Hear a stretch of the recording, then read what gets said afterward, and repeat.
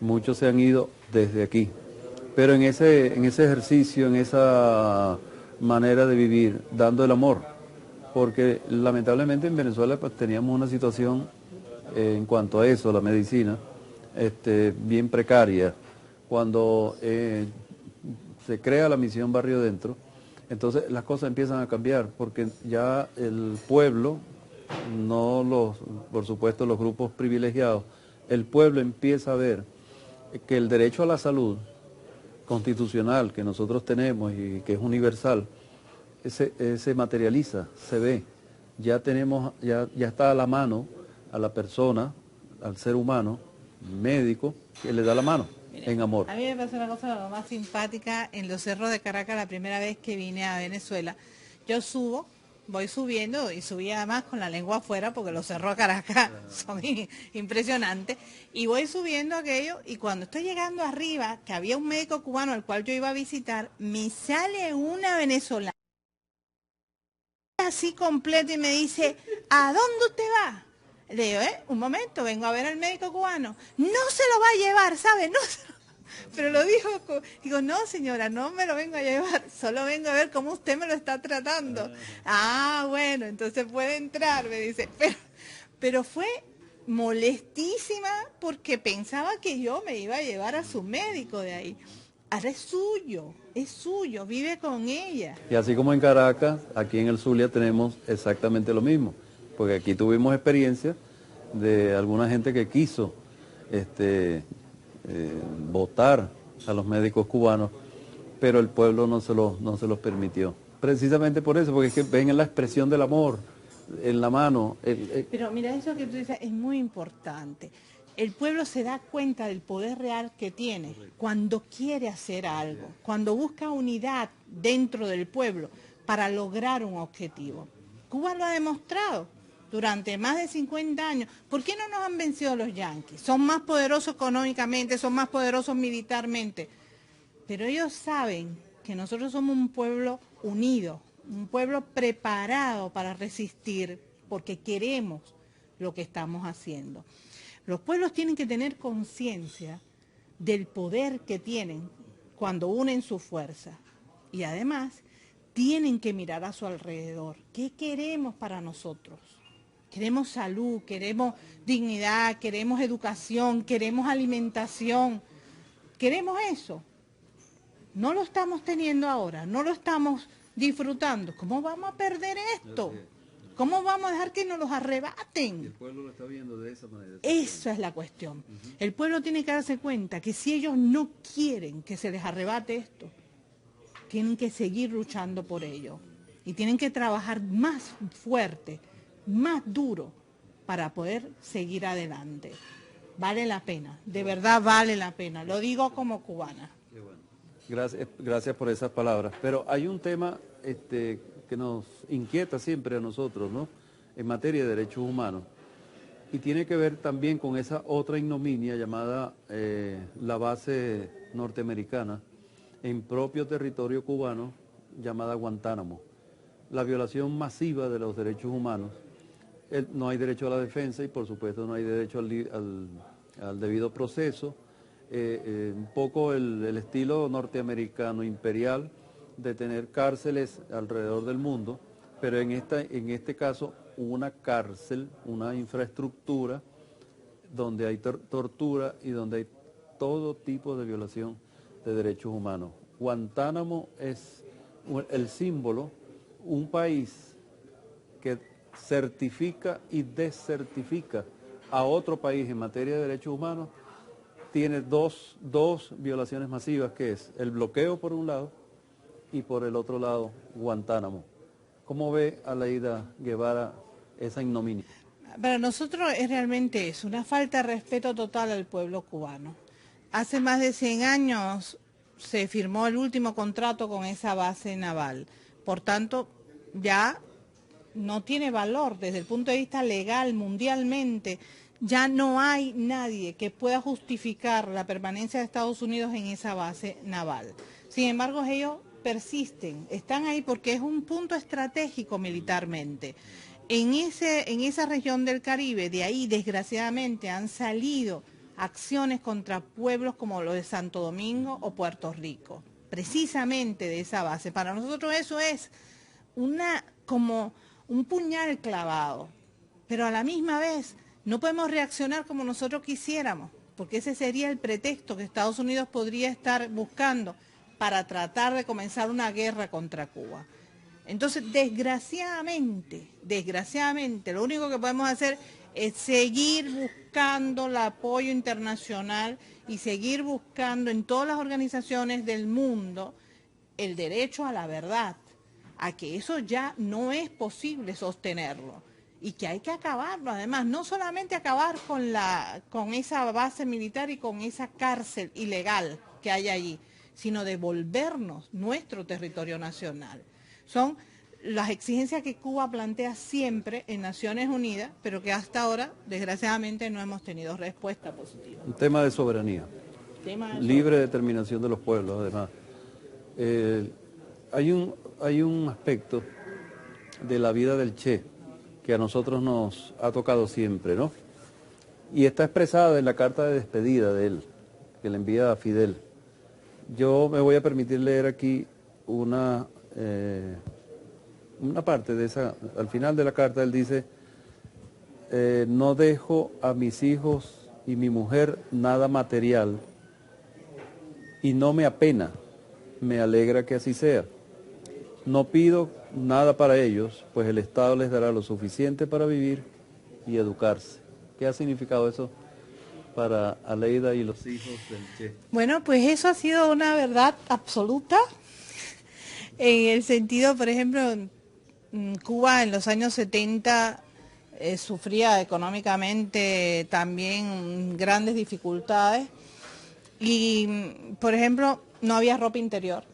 Pues mis dos hermanos no tuvieron ropa interior, mi mamá tenía que hacer de sus camisas, de sus blusas, ropa interior para ellos. Y así vivimos tomando la guagua, nosotros decimos, ustedes bus. Vivimos siempre dentro de nuestro pueblo, con las mismas carencias y las mismas alegrías. Y eso nos hizo mucho bien, muchísimo, porque fíjate que cuando un compañero falta y deja niños chiquitos, como en el caso nuestro, muchos otros compañeros a veces intentan suplir la falta de ese hombre, ellos no pueden dar el amor que él debería haber dado, y entonces lo que tratan es de suplirlo desde el punto de vista material. Pero mi madre nunca permitió absolutamente nada de eso, fue muy dura en ese sentido, y permitió que nosotros nos educáramos como todos los niños cubanos, en igualdad de derechos, en igualdad de condiciones. Eso fue lo mejor que mi madre hizo por nosotros realmente. Hace poco en Argentina un periodista de la televisión me preguntaba qué herencia me había dejado mi papá. Y yo tontamente le decía, los ojos, la nariz. Y dice el hombre, no, herencia material. Y ahí he soltado una carcajada, pero una carcajada. Digo, pero usted no conoce para nada a mi papá. ¿Qué cosa nos va a dejar? Nos dejó la herencia mejor que puede dejar un hombre a un hijo. Es el ejemplo, es el amor, es la ternura, es la fuerza, el valor para vivir. Usted habla de aquel episodio de ese hombre como que está enamorado de mí. Eso fue muy lindo, era muy pequeña yo y sin embargo sin saber que ese hombre era mi papá, porque estaba transformado en otra persona, yo sentí que él me amaba de una forma especial y así concluí decirle a mi mamá, yo creo que este hombre está enamorado de mí. Y es muy gracioso ahora, pero fue muy difícil para él en ese momento, porque no podía explicarme, no podía decirme por qué yo sentía que él me amaba de una forma especial. Pero eso fue muy bueno para mí también. Crecí sabiendo que a pesar de que no tuve el privilegio de tener a mi papá cerca durante la mayor parte de mi vida, siempre supe que me había amado. Y eso es muy importante para cualquier hijo. Por eso los verdaderos revolucionarios no se pueden olvidar de eso. Nosotros tenemos una gran responsabilidad con la sociedad, pero tenemos una gran responsabilidad también en la educación de nuestros hijos. Y eso es muy importante. La revolución empieza por la familia, ¿no es cierto? Sí, señor. Empieza por la familia y la educación de las nuevas generaciones es básica para poder sostener el proceso revolucionario. Si los jóvenes no participan activamente en ese proceso, no tiene futuro el proceso. Muere de muerte natural. Por eso Cuba sigue trabajando mucho con los jóvenes, pero aún hoy a nosotros todavía nos falta más. Necesitamos trabajar más con ellos, implicarlos más en ese proceso. Todavía mucho más se puede hacer y es bueno hacerlo. Qué bueno. Bueno, vamos a una pausa entonces y regresamos ya con la parte final de esta hermosa entrevista con una mujer con una calidad humana y revolucionaria sin discusión. Ya regresamos.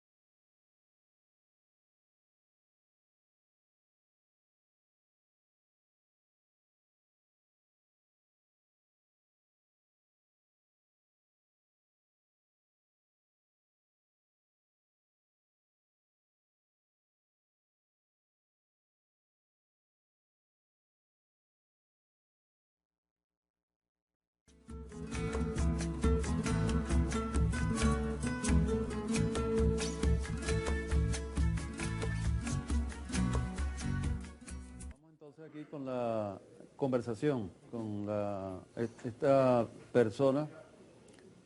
Yo no la conocía personalmente, la conocía por otras vías, pero nos transmite el amor de su padre, el amor de ella, el amor de la revolución en el mundo. Doctora Aleida, ¿cuál es el mensaje que nos tiene a un estado como nosotros, el estado Zulia? Y la otra pregunta, ¿qué le dice usted al pueblo zuliano? Aprender nosotros del proceso revolucionario cubano, en un proceso que ya tiene 13 años y que lidera nuestro comandante en un amor también que lo sentimos todos los días. Pues mire, es muy difícil recomendar desde fuera cosas, ¿no? Porque mi papá siempre decía, para conocer a un pueblo no se conoce como un turista visitando los lugares. Para conocer realmente a un pueblo se trabaja junto a él, se siente su dolor, su angustia y se lucha junto a él. Entonces sí conocemos a un pueblo. Yo no tengo ese privilegio porque no he podido estar mucho tiempo acá, pero me ha llegado la fuerza de este pueblo a través de su historia y a través de su líder actual, que también es un gran amigo para mí, al cual quiero muchísimo de siempre. Y además que bromeamos mucho también como personas, como seres humanos. Realmente hay muchas cosas que tenemos que hacer, mucho. Yo siempre recomiendo, miren a Cuba como algo que ya hemos hecho y no ha sido perfecto, porque las obras humanas nunca serán perfectas.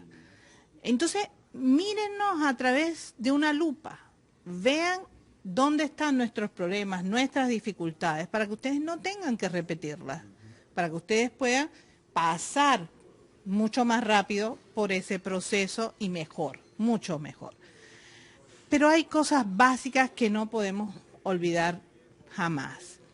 Una, muy importante, es el respeto entre todos nosotros. Respetar a cualquier persona, aunque no tenga nuestra ideología, nuestra creencia, nuestra manera de pensar. Cuando nosotros respetamos aún al enemigo, lo desarmamos.